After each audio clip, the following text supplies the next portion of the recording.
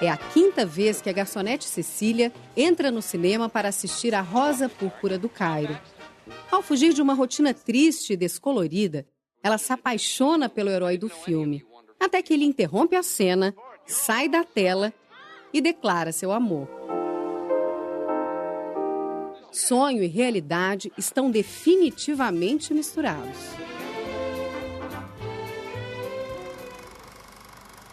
Cada um de nós, quando assiste a um filme, se comporta mais ou menos como Cecília. Mergulhamos em um mundo de imagens e sons que nos fazem rir e chorar. Vivemos histórias inventadas como se fossem reais. Por que funciona? Porque naquele momento você se confunde com o personagem. Essa é a magia. Às vezes é uma virada, é um olhar. É uma melodia na voz, é uma música. São pequenos traços muito sutis que entram direto. É como se fosse uma pecinha de um quebra-cabeça que encaixa exatamente com a mesma pecinha do seu quebra-cabeça mental. E aí faz a cola. Tum.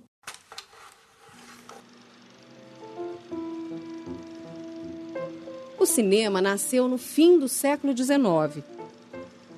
A máquina que os irmãos Lumière construíram, o cinematógrafo, foi resultado de uma revolução tecnológica, ao lado de outras invenções da época, como o telefone e o automóvel. O aparelho captava e projetava imagens em movimento, uma reprodução da realidade mais perfeita do que a fotografia. A primeira vez que uma sessão foi exibida ao público foi em 1895. O mágico Georges Méliès encantou-se pelo equipamento. Começou a filmar histórias fantásticas, com cenários e truques extravagantes. Nem bem o século XX começou e já estavam lançados os dois caminhos que o cinema iria tomar. O cinema que recria fantasias com a ajuda de efeitos especiais, como o de Méliès, e o cinema que registra a vida e imita a realidade, como o dos Lumière. Um dos filmes deles, a chegada de um trem na estação de Ciotat, parecia tão real que causou verdadeiro pânico. A plateia tinha medo de ser esmagada pela locomotiva. Mas os Lumière acreditavam que a novidade logo deixaria de atrair as pessoas e decretaram: o cinematógrafo é uma invenção sem futuro.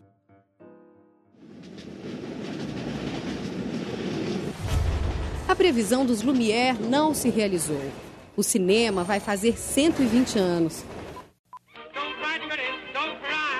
Passou por várias mudanças na tecnologia.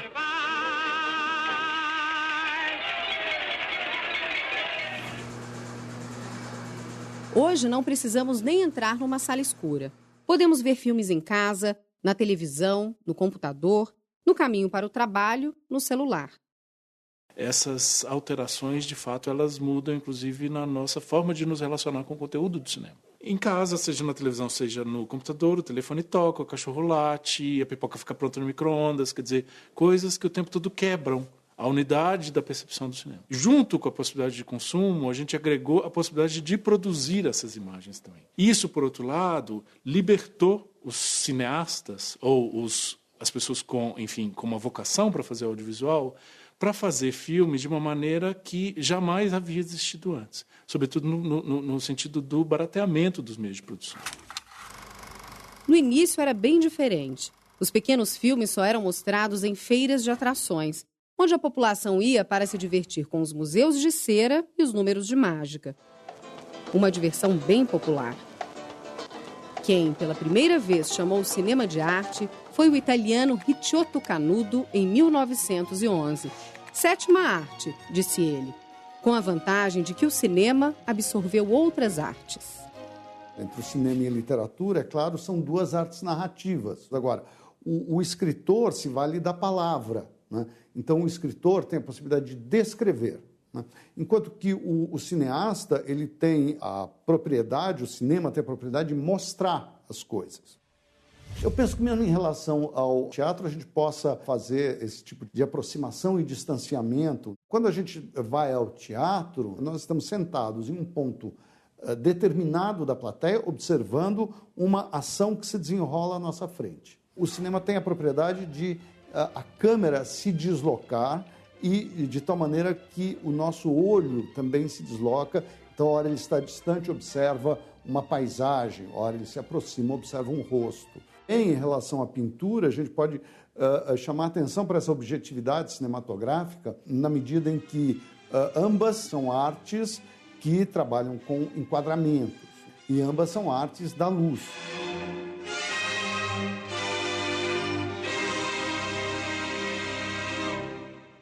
Alguns diziam que o cinema é a mistura de todas as artes, ao mesmo tempo que não é nenhuma delas.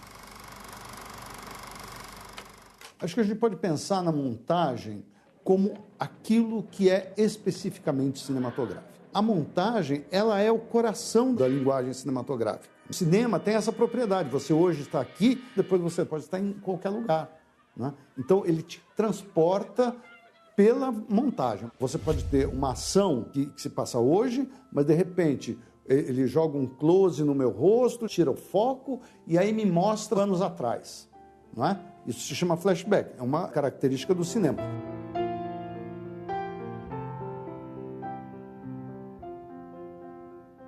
Procedimentos que hoje parecem naturais foram desenvolvidos aos poucos.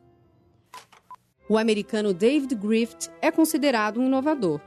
Foi um dos primeiros a mostrar um rosto bem de perto para expressar a emoção do personagem, ou destacar o detalhe de um objeto, ou fazer uma passagem do presente para o passado e vice-versa, usando um recurso como este, chamado fusão.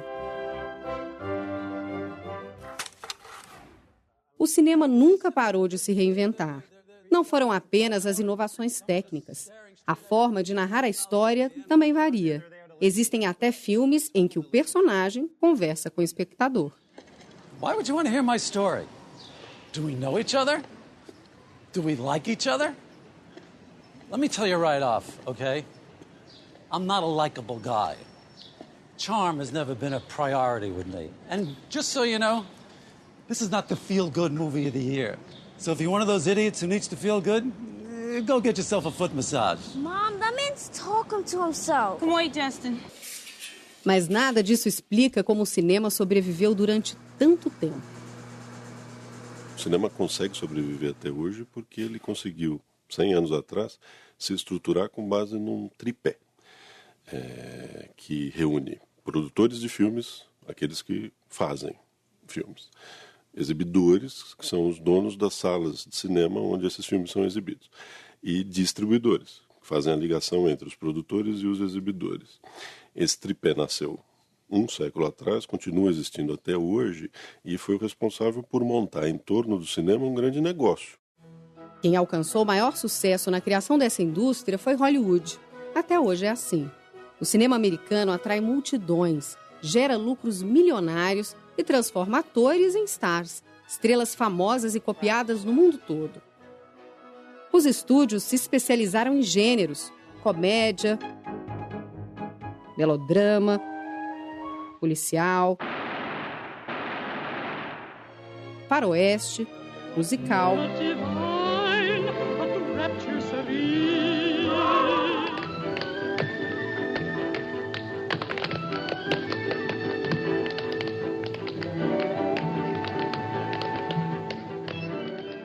Hollywood descobriu muito cedo que o espectador de cinema busca, na verdade, reconhecimento. Por quê? Tem o ator de quem ele gosta, porque o gênero é um gênero que o atrai, né?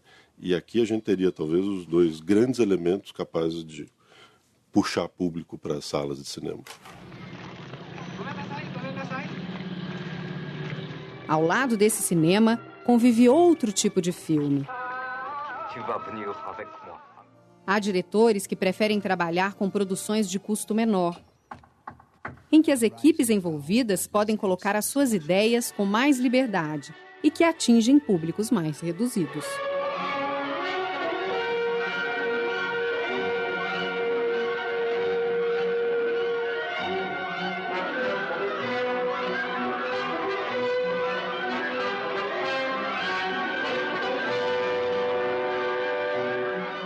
num segmento dos filmes de autor, como a gente costuma dizer, o nome do diretor é que se torna uma isca, seja lá qual for o assunto do filme, seja lá, inclusive, qual for o gênero do filme.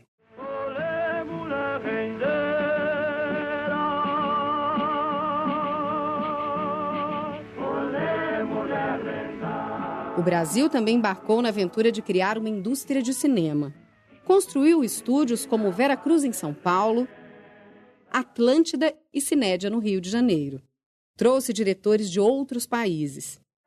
Teve atores famosos como Mazzaropi. Vamos, periquitinho, tirar sorte. Criou até um gênero próprio, a chanchada, que fez sucesso nos anos 50.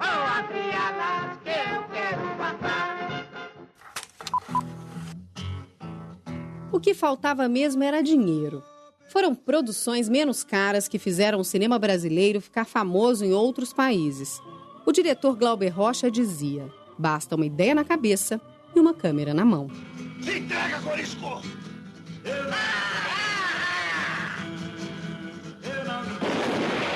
O sertão vai me amar e uma mina sertão. Esse pensamento existiu em vários países e criou um movimento, o cinema novo. Vem desse movimento a ideia de que o filme reflete o estilo e a visão de mundo de uma só pessoa, o diretor. Verdade? Certamente não. Como em qualquer indústria, o cinema é resultado do trabalho de muita gente. O set é o lugar preparado para rodar uma cena. Cada um faz o seu trabalho. Mas o filme começa muito antes que o diretor diga ação. 1, 2, ação! Eu sou procurado por um diretor com uma ideia. Ou seja, eu vou tentar pegar essa ideia e vou aumentar essa ideia, né? Num documento de 2 páginas no máximo, contextualizando essa ideia. Aí depois eu tenho outro documento que se chama argumento. Que eu vou pegar essas 2 páginas, vou abrir essa história e vou transformar num documento de 10 a 20 páginas. E depois desse argumento, que não tem diálogo e não tem sequência de cenas, eu vou transformar num roteiro. Você não faz nada sem um roteiro, né? Você não consegue fazer o orçamento para saber quanto esse filme vai custar, você não consegue imaginar quantos personagens você tem, quais as locações, qual a orientação do diretor, da produção. Tanto que no processo produtivo, a primeira figura que se tem é o roteiro. O roteiro é a alma de um filme. As roupas que os atores estão vestindo foram escolhidas pelo figurinista. Ele pesquisa o estilo, as cores, os tecidos usados na época em que se passa a história. O diretor de arte define cada detalhe do que aparece na cena. O diretor de fotografia é responsável pela imagem do filme. Eu sou o diretor de fotografia que tenho a concepção do filme, da imagem do filme como um todo. Determino como vai ser a cor. É dirigir o olhar do espectador. Fazer com que o espectador olhe a cada momento para um determinado lugar, colocando uma região mais luminosa, né? Criando contrastes. Agora, eu tenho toda uma equipe comigo. Eu tenho o operador da câmera, eu tenho o primeiro assistente, que é o cara que faz o foco, que é uma coisa fundamental. Aí tem o eletricista, o chefe eletricista, que é o cara que arregimenta todo o equipamento de iluminação necessária. Então, é uma atividade múltipla. Equipamentos modernos ajudam a gravar o som com mais qualidade. Mas é preciso escolher o microfone dependendo do lugar onde se vai gravar. Regular de acordo com a voz do ator. Ter certeza de que o espectador vai ouvir todos os ruídos que fazem parte da história. Assim que o roteiro está mais ou menos pronto, o ideal é se reunir com o diretor, com o roteirista e tentar ouvir o filme. Quer dizer, você lê o roteiro e perceber, essa cena, será que ela pode ser contada só com som?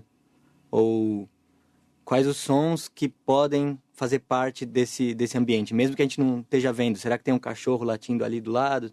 Tem uma obra no vizinho que pode ajudar a gente a contar a história?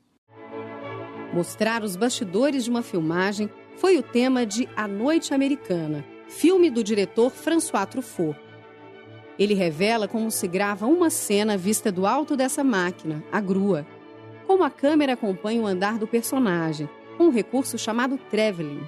Como se faz uma cena com chuva ou com neve. É como se o espectador estivesse onde nunca costuma estar. Atrás da câmera.